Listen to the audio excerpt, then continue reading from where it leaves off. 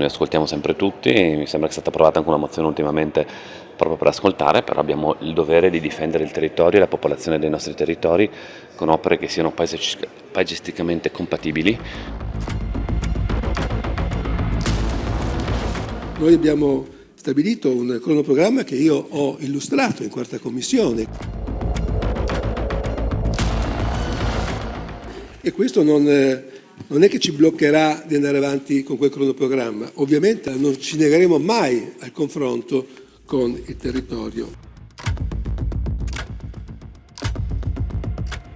Ed evitare tutte le balle, in buona e cattiva fede, vengono dette. A cominciare da chiamare diga qualcosa che diga non è. Non è una diga.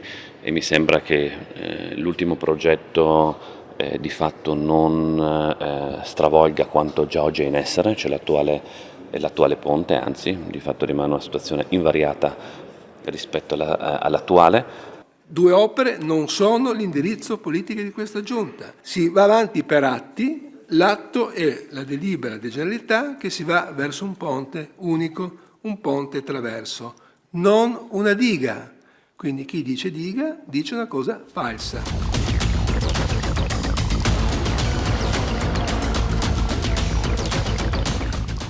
Certo, vedendo quel rendering, quel filmato in quella maniera, se non mi parli di ecomostro posso anche essere d'accordo a vedere quel filmato, ma non mi risulta che sia così. Io per primo ero, come ho detto in premessa, favorevole alla chiusura dell'ecomostro della Ferriera. Immaginiamoci dopo un altro ecomostro dall'altra parte, inquinante diversamente, da parte delle regioni. E anche per rispetto nei confronti delle 14.000 firme. Io ho il massimo rispetto della volontà della cittadinanza, della popolazione. Siete matti, voi siete in per beccare 2 voti fate morire la gente. Comitati, la raccolta delle firme. Non dobbiamo farci inquinare dal momento di una raccolta di firme di persone che sulla consapevolezza di cosa firmano e sull'informazione che hanno, che garanzie abbiamo noi e che garanzie abbiamo dato loro di firmare una cosa consapevolmente. La soluzione delibera 530 è quella della traversa laminante a Dignano. Abbiamo assistito oggi a dei cartoni animati, è un render su un progetto, farci vedere delle immagini di fantasia non è stato un bel gesto. Però se tutti questi 14.000 sanno cosa ho firmato, perché se tu mi mandi un documento in cui dici che tu vuoi lasciare il fiume bello così come una cartolina, io ti rispondo di sì. Se poi però mi fa un'altra domanda, che a fronte del lasciarlo così, gli esperti scienziati dicono che può venire come peggio del 66, con morti e danni stimati in molti miliardi, allora dico, allora magari qualcosina si può anche fare. Non solo, se non si facesse niente io penso che ci sarebbero anche degli interventi proprio nella zona, penso dello Spilimberghese, perché ci sono delle aree costruite in zone, sono oltretutto diciamo, strutture molto importanti, in zone che rischierebbero di essere allagate. Noi ascoltiamo sempre tutti. Perché noi ascoltiamo il territorio.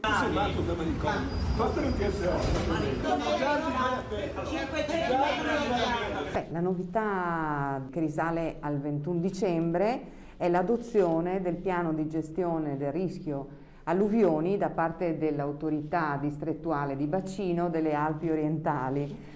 La novità di questo piano di bacino è che ha preso atto delle opere di messa in sicurezza che sono già state eseguite, in maniera da rendere buona parte del territorio, che sostanzialmente aveva un'edificabilità molto, molto difficile, edificabili, insomma, cioè non ha bloccato, come poteva essere, l'attività edificatoria in molti comuni, per cui un atto veramente molto importante.